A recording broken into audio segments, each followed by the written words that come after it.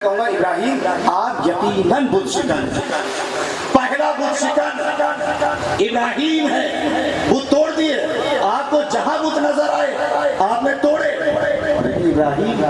जब आपकी बुत शिकनी के बाद बुत खत्म हो गए, तवज्जो रखिएगा, आपने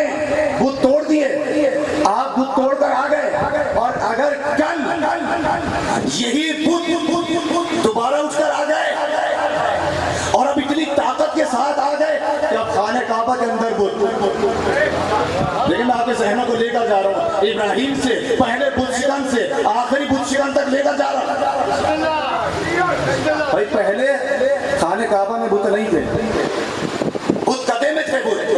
अब उठे, इतनी हिम्मत के साथ उठे कि खाने काबा में बुत है, खाने काबा की छत पे बुत है, सहन में बुत है, हर जगह बुत नजर आ रहा है। इब्राहिम अगर आपके चले जाने के बाद